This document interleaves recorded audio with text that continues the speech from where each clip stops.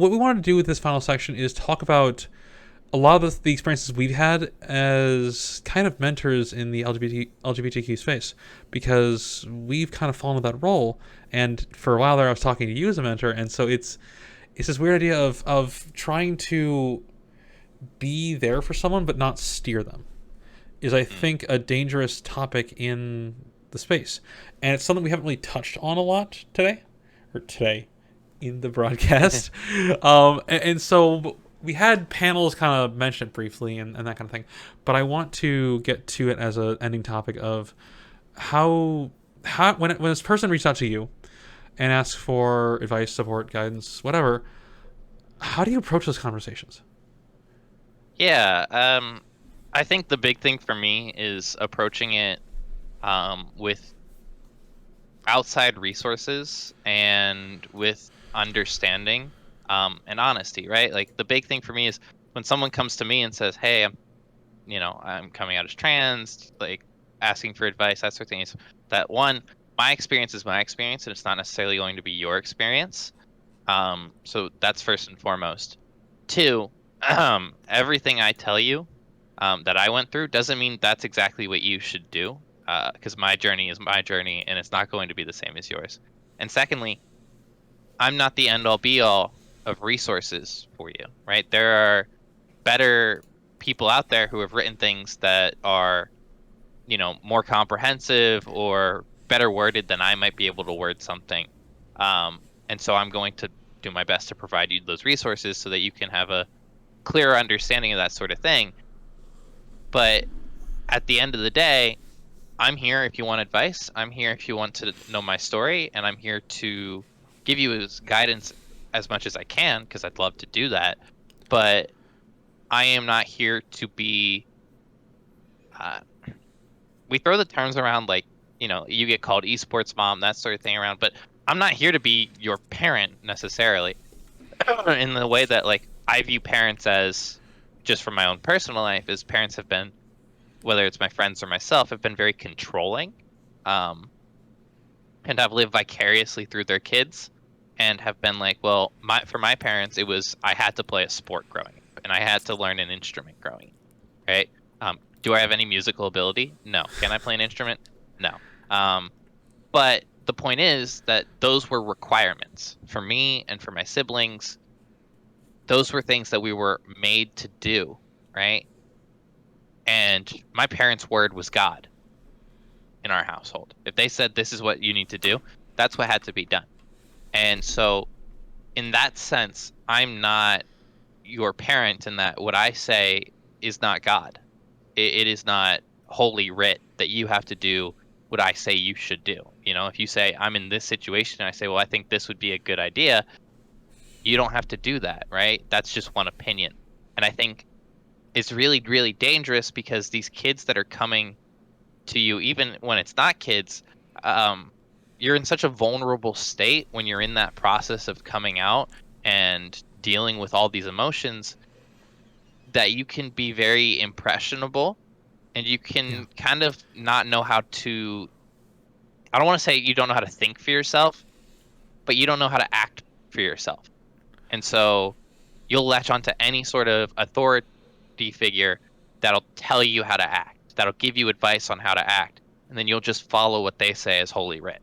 And um, because of how impressionable that is, it puts a lot of weight and responsibility on me and others in the community that end up being mentors to make sure that we're not basically living their lives for them and we're not pushing them into things that might harm them or make them uncomfortable, or push them too quickly.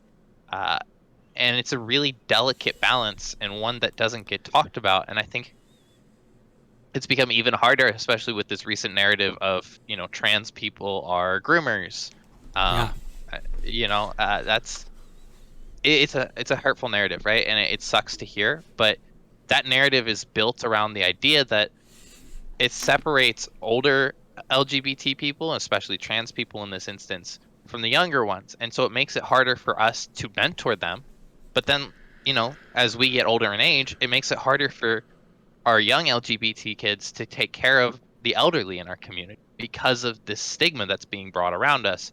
And so we have to be very, very careful about what advice we give and how big of a role we are playing in these lives, right? And it's it's something that's constantly evolving and constantly changing. But for me, I lay that out all out, from the base. It's like I am not you.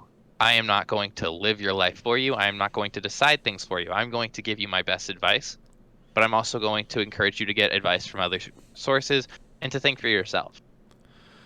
And something that when I approach these conversations is I always phrase it as here are things that I would be thinking about. I'm not saying do this, not saying here's what to do. It's a lot about here's the things that I would think about if I was going through this in your case. Your your thoughts as a result of them will guide your decisions. Yeah, I think that's fair. And it can be really hard, right? And I can't speak as much to the in-person aspect as like you could, right? Yeah. With dealing directly with students. um, but even like I've had people that are teachers that aren't necessarily transgender themselves, but have transgender students. They're like, how do I approach this, right? And you have to just be very, very delicate about you're there to offer them safety, offer them encouragement, to offer them a place to be themselves, but you are not there to mold them per se, right? Now, your influence might mold them to a degree, But it's not but your you are not there goal. to, yeah, you are Yeah. not there to actively mold them. And so it is something that is, again, really, really difficult, but I mean, it's not, I've seen this in person, especially with yeah, social workers at schools, because a lot of times social worker runs the GSA club, which is where all the gay kids go, and so those who don't know, GSA is the Gay Student Alliance or Gay Student Alliance. It kind of depends on the school. And when I went back to the school I teach at to do a guest talk at the GSA about my experiences being trans, the new social worker kept viewing the students as someone to fix and someone who is broken and needs help. Yes, they would like help, but they're not broken. And I think it's another part of the conversation that happens a lot is we view anyone who reached out as like, hey, they're broken, they need to be fixed. No, they're asking for how can I help myself. yeah. And I think that also that there's this idea that's been put in society that being trans is a mental illness. And that's because people don't understand that gender dysphoria, the feeling of being in the wrong body, of being the wrong gender, um, that qualifies as a mental illness. And the treatment for that is to transition. Um, Yeah. but people don't hear that. They don't hear this is the mental illness that someone's struggling with, and here is the treatment. And that treatment is we want them to transition to be the most authentic version of themselves. Um, they hear, oh, being transgender is a mental illness. And because that is a stigma that is brought around, and for kids in school and that sort of thing, that's something that's thrown around and you see on social media, and especially when you start doing research into what being trans is, those are things that are going to pop up. Um, it can become very, very simple to feel like you are broken and that you are sick.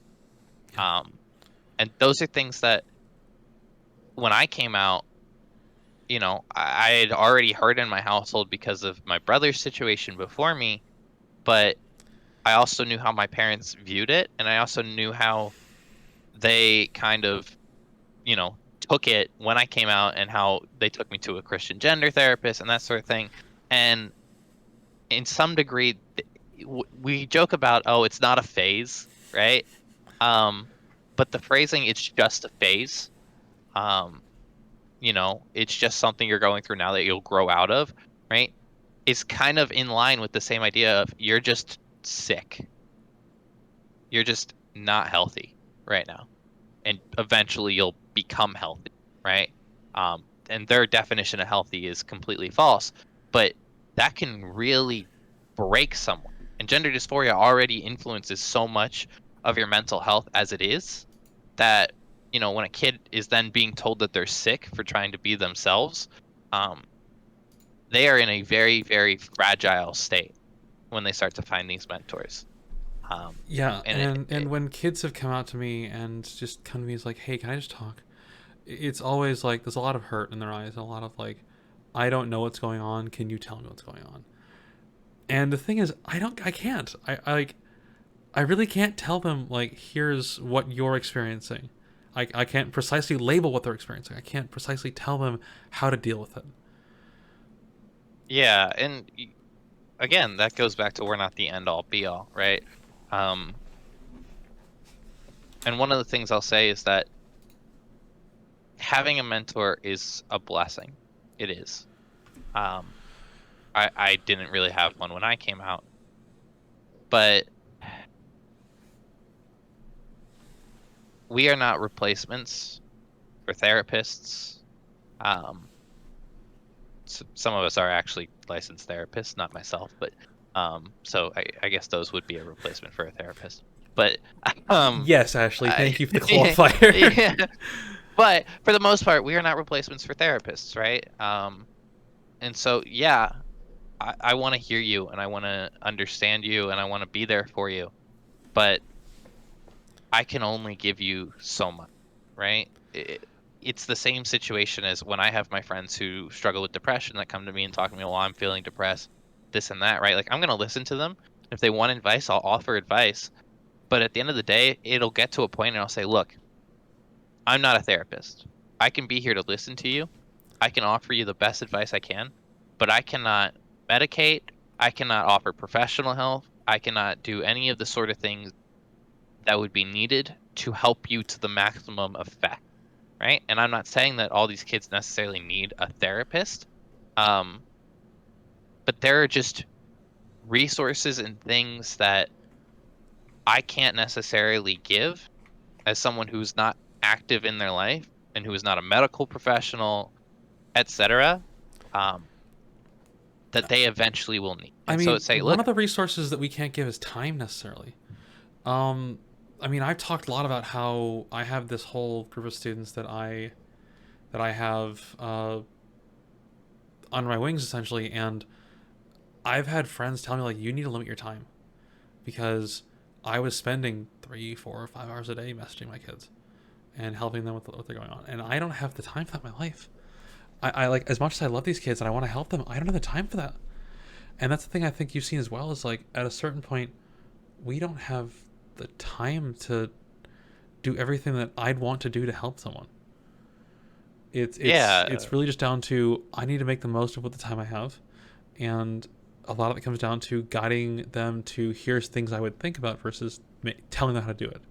Because it's one of those like teach a man to fish versus give him a fish. It's you don't want to give them the solution right away. You want to teach them how to find the solution, or at least steps to a solution. yeah. And I think also that kind of starts to touch on a point that's really, really important, and that's that, you know, as you mentioned at the start of this segment, that I was somewhat of a mentor to you towards the beginning, right? And you're a mentor to other people, right? But it's great that you're a mentor to these kids, but that doesn't mean you don't need mentorship yourself, right? Yeah, Um, and one of the things when I was growing up before transitioning and coming out that I told with dealing with depression is because I was always the therapist friend, is that it was like you're a cup full of water, right? And when you're struggling with depression, they punch out, it's like someone punched a hole in like your styrofoam cup and you're leaking, right? And not only are you leaking, but now when you're being the therapist friend and helping people, you're also pouring some of your water into someone else's cup, right? yeah, But you can never fill your own cup back up because there's that hole, right? So you might be able to pour into others, but then when you go back to fill yourself back up to take time for yourself, because you're not addressing the hole in your cup, you are leaking and you can't actually fill yourself back up. that's a We really good need, analogy, Ashley. yeah, and we need our own resources and our own mentors as well, right? We're not, you know, we can't keep pouring ourselves out while still leaking and still dealing with our own struggles, because There'll be nothing left to pour. There'll just be nothing left. You'll just be completely empty. And not only will you be hurting yourself and be at the worst possible place you can be, but then you can't be there for them as well. Um, and I'm not a huge phrase of that. You can't love anybody else unless you love yourself, because I don't necessarily agree with that. But the concept of, if you're not full and you can't fill yourself up, you can't really pour into anybody. And so we need resources to help patch those holes as well. And so it's important for us to recognize that, yeah, we can invest time into being mentors for people, but we also need to invest time in being mentees and seeking help for ourselves, because we can be having our own struggles, but also I'm an empathetic person. When someone else that I'm mentoring is struggle, that affects me, right? So that adds on to what I'm already struggling with. And so it becomes just a stacking problem that needs to be addressed. And it's something that I think can get lost in this idea of, I need to be a mentor to these kids. I need to be there for them constantly. No, you need to take time for yourself. You need to take time to be with people that are going to help you fill yourself back up. Are you Um, just calling me out right now? no, I'm calling myself out as well. Yeah. Like I, we both know I'm not great with self care, well, and I. I But had a really close experience with this personally myself recently. I think I told you about this. Is last weekend I spent like all this time working with others and doing everything for others, and I finally got home and I got to sit in my own, like, just sit down in my own house for like the first time in 4 days at like midnight on a Sunday, and I just looked at the wall blankly, like, I have nothing left to give. There's nothing left in the cup.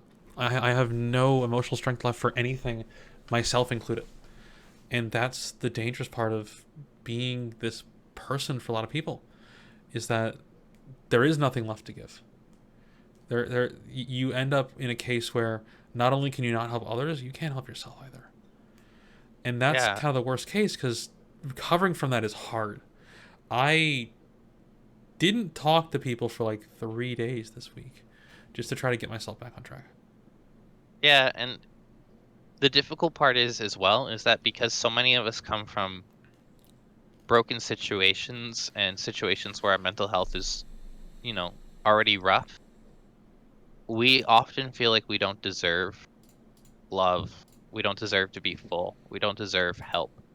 Um, One of the big things for me when I first got that analogy before all the transgender stuff was that I didn't necessarily care about my own mental health as long as I was helping others, right? Exactly, He same was, here. I am okay burning out my candle if it's giving warmth to those around me. And that's not okay, right? And that was purely because I didn't value my own life. I didn't value, I never thought I'd make it to 23 years old, and I didn't value the contributions that I could have to society. So I thought, if I don't think I'm ever going to make it to a certain age, then the contributions I can have to society is being there for all these people and providing them with a resource, providing them with warmth, even if it comes at the cost of my own mental health, my own mental stability, my own um, just sanity in general. And it's not okay. It's not. It's it's not okay to do that, and it can be really easy to fall into that, though. It can be really easy into, I want to make an impact in other people's lives. I want to make an impact in esports. I want to make an impact in trans kids' lives. I want to grow diversity and inclusion. I want to make sure they're safe, that sort of thing. But what about me, right? Because for me, I dress the way I dress in public because I feel that if people went out and did things for me at Stonewall and can riot for me to give me rights, then the least I can do is be the most authentic version of myself and give back to others. But what about me? I need to take times to be safe. I need to take times to recognize that I'm not going to have good days every day. I need to take times that I'm not necessarily where I want to be in my journey, but that's okay. And I need to take times to understand that it's okay to not be okay and that I need help too. And that can be really, really hard for a lot of us to deal with.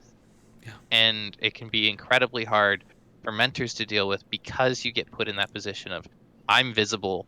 I'm out there, whether that's on social media, whether that's in person, and I have people that come to me, that rely on me.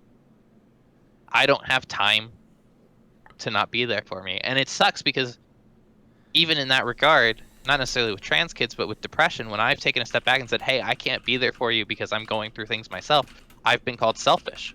And the stigma continues to press on you that you need to be there for them all the time. And that's not realistic. And that's how we have people continually burning themselves out, and that just hurts you and it hurts them. You touched on a lot of good points there, and it's going to be kind of dense to unpack, but I do want to start with the idea that it's okay to not be okay, and moreover, it's okay to show others that you're not okay. There's this culture, especially with the way men are raised, is to say that like what you're dealing with is your personal problem. Shut up. And it's dangerous because it leads to a lot of people having this idea that it's not okay to not be okay. And that's just wrong. You are allowed to not be okay. You are allowed to show others you're not okay. I struggle a lot with the idea of like I don't want people seeing me like this. And I'm not going to go out of my way to show them, but if they ask, I'll be open about it because it's better that I tell someone now, and I realize that rather than bottle it up. It's better that I can show others, especially like this is a mentorship thing as well. Showing your students and showing people who reach out to you is like, hey, I'm not doing okay. Can I have some time? And if they care to, they'll respect that. No, And I and it'll also set the precedent for them when they're not doing okay and one of their friends reaches out and says, hey, can we talk? And you like and say, sorry, I can't really. I think you also touched on something that's it's more I can't speak obviously to how it affects female to male. But as far as male to female goes, you touched on, how men are raised. And it's something I touched on in the panel last night, is that because of how I was raised as a man and because I lived 18 years in that system, that when I came out a couple years into my transition, I had a therapist tell me that the only emotion I knew how to feel was anger. I was sad, I just showed it as anger. I was depressed, I was anxious, anger, right? Even if I was happy, to some degree, it would show up as anger. And that's because I didn't know how to express any of those emotions, right? And so it can be very, very dangerous because I've started to see that more and more with young trans people that are male to female, is that they also go through that same system of repress your feelings. It's not okay to not be okay. And, you know, men only, the only emotion men ever show you in life is anger, right? When things are going wrong. And so I see a lot of that anger. And it's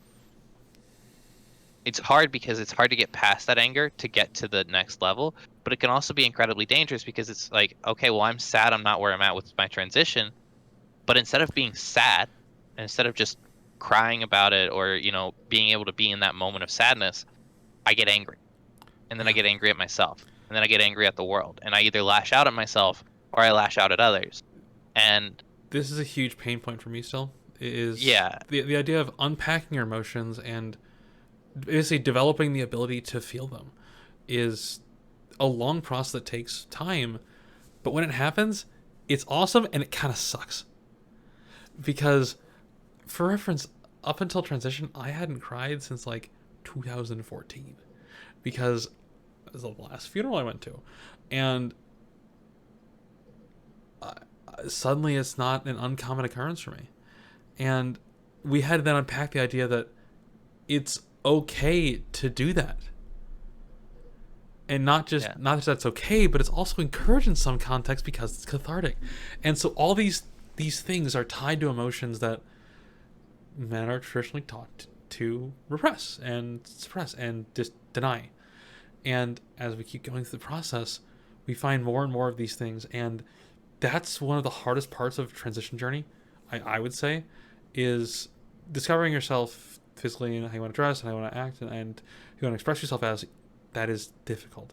But then the internal turmoil is a mess to unpack. And whenever I try to sit down and write out the stuff I'm thinking, it's a jumbled mess. It is an absolute jumbled mess because there's so much in there. There's so much in there that I can't succinctly summarize to translate to another human. It's just a giant jumbled mess of thoughts. Yeah. Yeah, no. I think for me, one of the big things is like expressing that has never been my strong suit vocally, and I still struggle to cry a lot. But poetry has been one of my bigger ways of expressing um, some of that emotion, and I think finding ways to be able to express yourselves, and that's kind of the whole idea of Pride Month in itself, is to be the most authentic version of yourself and express who you are. And expressing who you are isn't just I'm trans, right? I'm gonna wear a flag in bright colors and be trans. Expressing who I am is I'm not perfect. I'm not where I want to be yet necessarily, but I'm proud of where I am, and I'm also, a person that is sad and deals with depression and is angry and has ADHD and is neurodivergent, and that's all me. And that's what pride is to me, is it's one, being able to express every single aspect of myself as this is who I am. But it's two, it's still a revolution in itself, right? And I think that's the other thing that I think is often missing from mentorship, is that we as mentors, either because we weren't taught it ourselves or we didn't do the research ourselves, but we are not doing well enough with teaching our kids the history of our community, right? Um, because there is such history, Yeah. right? There is this idea of what pride used to be. And right now, at least to me, it doesn't match up with what pride is, right? And I think there are great strides in the fact that we can have pride in so many places in America and that we can have these parades. But in some places, it feels like a glorified party, where it used to be we were actually fighting for change, It's turning right? into And we what still St. need to Patrick's change. Day has turned into. Yeah, to a degree, right? And the big turning point for me with like recognizing that is that, because like I kind of knew the history when I came out, but I remember about a year into my being out, I went and saw Love, Simon, which I don't think is the greatest movie, but it's some level of representation. Um, and I went and saw that in theaters, and I was sitting there with my friend, and sitting in the front rows of the theater, cuddling, were these two gay men that were probably in their 70s to 80s. Um, and if you know anything about gay history, that is incredibly rare to see. Yeah. To see any gay men over the age of 50, given what happened and how many we lost. I encourage To everyone to start their homework in Stonewall. And look up Stonewall riots and branch out from there and look at the history of everything and the people involved and the lead up and the results and all of that. That will that will get you a lot farther. I agree, but I think, to go back to the point I'm making, is that as mentors, if we're not encouraging them to learn that history, then there is a level of, we are having these trans kids come into this community and they don't know what they're getting into. Um, and to a degree, there's an argument to be made to say, well, do we really want our trans kids to know what they're getting into? We want our trans kids to just be able to be themselves, not have to deal with hatred, not have to deal with all this anti-legislation. We just want them to live their lives and be themselves and be the most authentic version of themselves. And yes, that's true. But the reality of the situation is, there is anti-trans legislation on the table. There is hatred out in the world, and there has been hatred for years. And we have been fighting and rioting for years. And there are people who have fought and died and went to prison so that we can even have a chance. And I think not learning that history, not recognizing that history, not recognizing that coming into this community is going to come with people hating you, is going to come with people disliking you, is going to come with people wanting to legislate you out of existence, is disingenuous to these kids. And obviously, I think, if the kid is 8, it's a different story, right? But like, But if you're like, a high schooler, yeah, I think it's perfectly reasonable to say, hey, this is what this community is. This is what we've gone through. This is what we've struggled with. This is where we're at. This is what you are getting into. We encourage you. We're going to have your back, but it's not going to be easy. And it's not going to necessarily be fun either. and I think you touched on as well, is like glossing over the negative to just show the positive is it is really disingenuous, and it's not. It's doing a disservice to our students and to the people who reach out to us. It is really not showing them everything, because everything can't be sunshine and rainbows. And damn, I wish it was. God, I wish it was. God, I wish there wasn't a site to track all the legislative bills to ban trans people. There's currently 45 active ones in the U.S. that are currently processing, and 4 that are currently enacted. And the various state of them is horrifying, and And it becomes somewhat of a doom scrolling process, and that's what I'm also cautious about with students. Is and you see me do it, Ashley. Of I find a topic and I just dive into it and I'm like, wow, I really fucking hate that I looked this up right now. This sucks, and I get really down about that. But at the same time, that information helps. Like, that information means a lot, because it arms you with the information you need to take forward with you. And as we look towards pride initiatives and what they're becoming, and this whole idea of rainbow capitalism and that kind of thing, ooh, yay, they put a rainbow on a shirt. Go buy now. Give us money. Um, the whole goal of me doing a stream like this is to do pride initiatives for queer youth by queer folks. It's not some disingenuous thing where it's trying to make money off it. These go straight to the Trevor Foundation, which is a legitimate organization that does great work. And while we act as that hotline for a lot of students and a lot of people, we are not nearly as much what Trevor Project can do. And so, as Ashley mentioned earlier, we're not trained therapists. We have I have my only training is talking to students as I was teaching. I know how to give CPR. Hey, let's go, same. And so we don't have this training, and that's why things like the Trevor Project is so important. It gives, especially youth who are especially vulnerable, a resource to go to that is safe, that is secure, that is there for them more than we probably can be. Because we can't be online 24/7.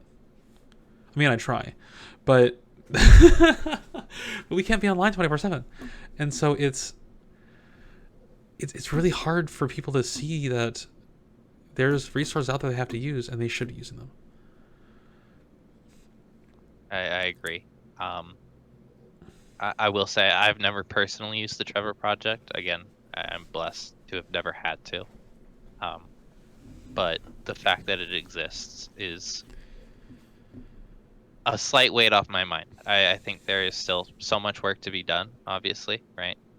You just mentioned the amount of legislation that's on the table, but the fact that there is that resource is very relieving for me. For someone that has walked people back from the edge of suicide, that Same. has dealt with people that are depressed, and has dealt with LGBT plus people that have come to me for help, whether there's overlap between those things or not, having something that I can direct people to, that I can direct trans youth to, that I can direct LGBT plus people to, that is going to be affirming to them and is going to be a resource for them, beyond what I can do, is it's beyond what I can describe. If we didn't have it, I think things would be much harder. But it's a true blessing. Yeah. And as you're mentioning earlier, Ashley, there's this whole I heard Emmy talk about this too, of this kind of shamanistic knowledge of the queer community where it's passed down person to person, because a lot of it is hard-won knowledge from your personal experience. And so when it's collated in ways like the Trevor Project has it, it makes things just easier for everyone and makes just everything easier as a whole, because it's not, hey, I have to go find the oldest gay person and talk to them first. I mean, they're still probably happy to talk to you, but that's not required. No, it's not necessary. Is it a good thing to still talk to those people? Absolutely, right? But there are resources out there to teach you the history, to teach you what these things mean, to be there for you, that aren't necessarily finding people that aren't necessarily always going to have time to be there and do that for you. The Trevor Project is a 24/7 resource. Um, I'm not. You're not. We do our best, obviously, right? Um, but we're not 24/7 resources Yeah. that have potentially more resources than what we can offer.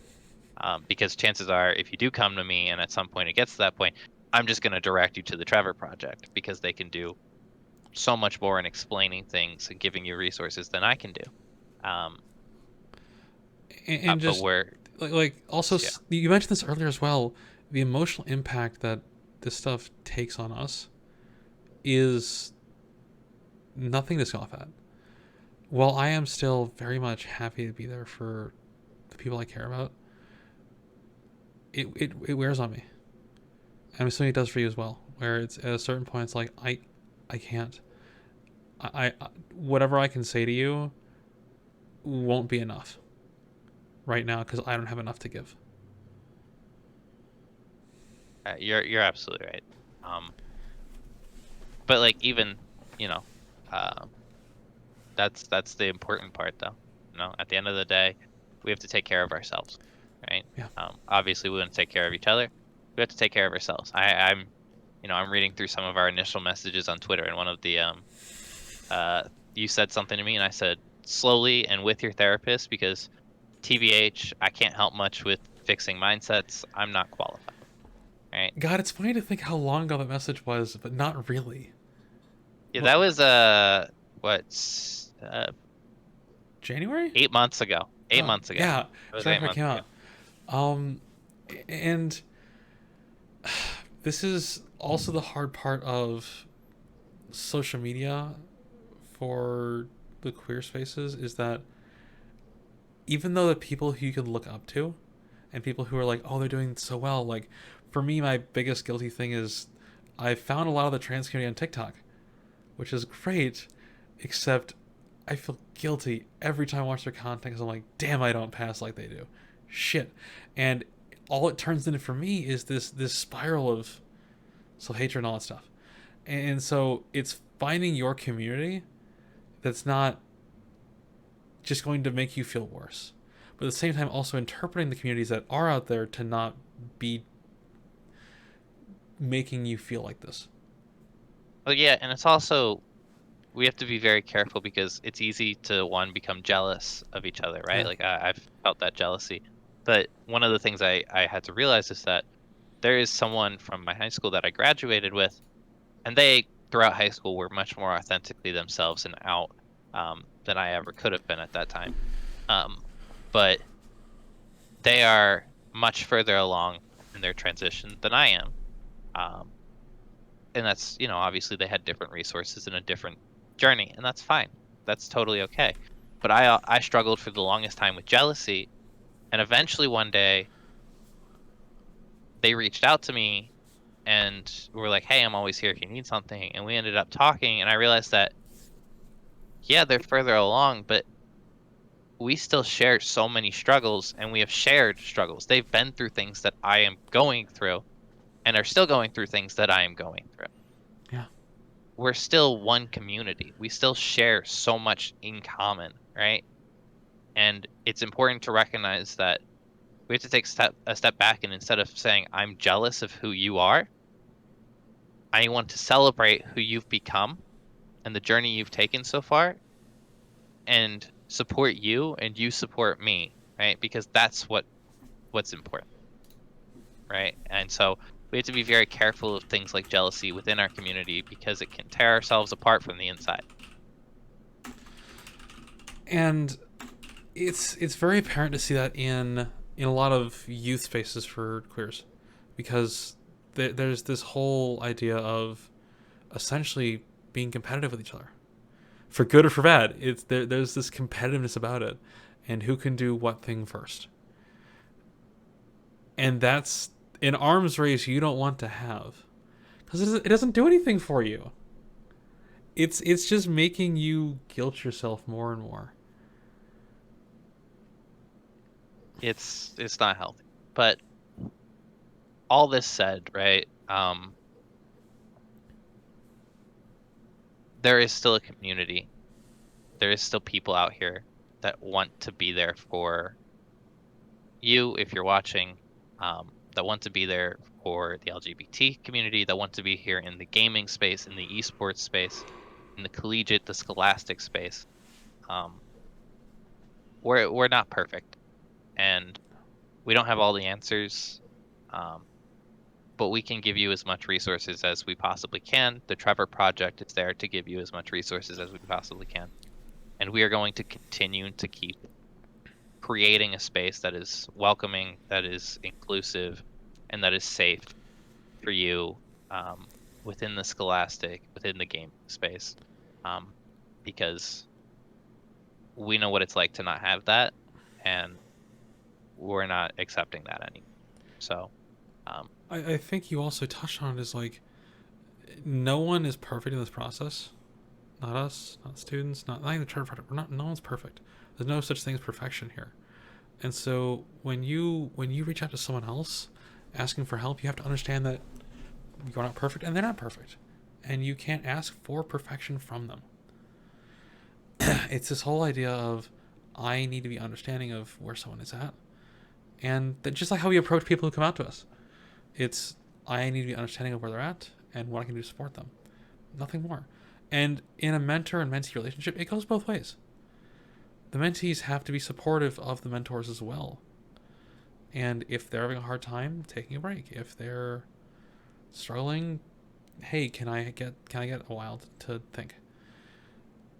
And once again, there's no good solution. There's no one singular answer. There's no one possible answer.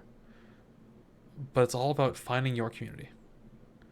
And there's a lot of sub communities within the trans space. There's not just one big pool of, here's all the MTFs, go talk.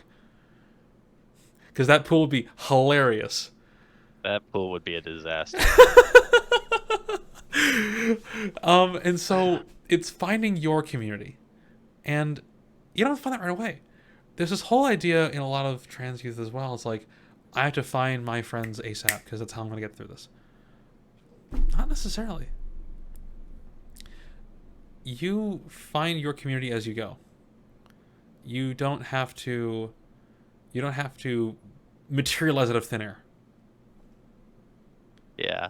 And to that point, for anybody being like, "Oh, I just came out. I have to find queer people to, be around." Quick, find the gays, start and my they're just community. I'm gonna tell you right now, when you come out, the gays will find you. Exactly. Okay. It's like, the way I think about it is, so, when hermit crabs want to find a new shell, right? This is just a fun fact, but it's also, I think, relevant to my metaphor. When hermit crabs want to find a new shell, the hermit crab goes looking and it finds a shell, right? But oftentimes that shell is too big, but it finds a bigger shell. And then what it does is it sits by that shell.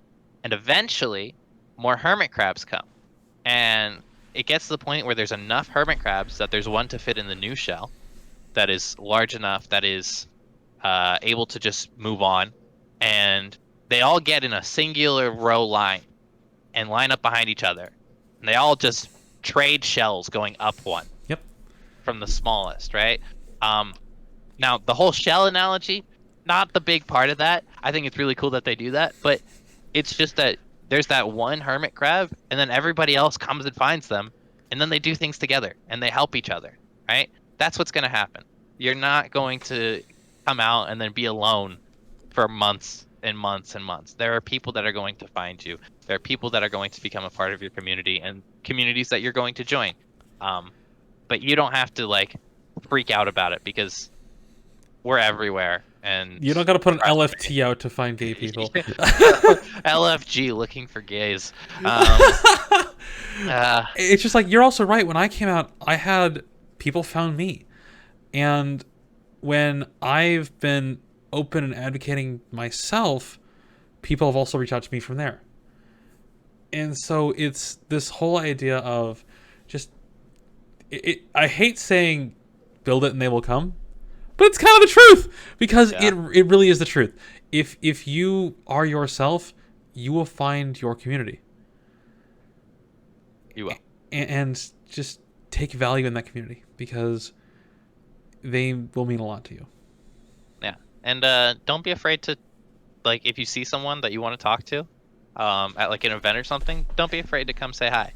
Obviously, Cora and I know each other now, but I would have loved it if Cora had come and said hi to me at Gateway at the time, and I super open to people coming up and like starting a conversation with me at any event. I think that's just something cool. Yeah. So don't be afraid to, like, if you see someone being visible, to go up and talk with them. Yeah. And a lot of times, the people who are most out and visible are the ones who also would love to help you. It's the ones who, I hate to say bravery, but there's some element of bravery to it, who are brave enough to do this and be themselves out loud and publicly. They will happily also talk with you to help you get there. And Absolutely. once again, like, there's no one solution. The solution is, you gotta work with yourself here. You have to love yourself. You have to care about yourself. You have to figure yourself out, which for some of you is harder than others. I'm not gonna call certain people out, but it's harder for some of you than others. Don't you do that face at me. And just the short of it is, everyone in the community cares. Find people that you want to care about you.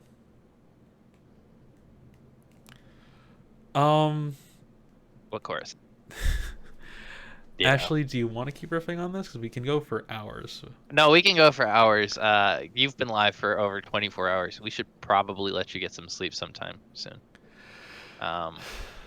Because as much as it's important for me to get sleep, it's important for you to get sleep. And I think it's also important for us to recognize that this has been a major success. The amount of money that we've had and we have raised, that you have raised, Cora, and that it's going to go to a great cause. And I think any more riffing on this, and we're just going to start to get repetitive. I'm gonna start crying too. Well, yeah, that. But I think honestly, this is probably a good place to start to wrap things up. Yeah. So I do want to say some thank yous. Thank you, first of all, Ashley, for joining me on this, and just talking with you a lot inspired me to do this. So I really appreciate it. Thank you for also doing all the free work for the graphics. I will pay you for. I have your Venmo. Don't start with me. I'm kidding. I don't know if Tori's watching, but thank you, Tori, for producing this and for putting out all the package for me and just helping with scheduling and everything. That was amazing. Thank you to all our panelists, our amazing panelists. All our panels were full of just wonderful, wonderful discussions. And like Ashley mentioned, there's topics that could have gone on for much longer.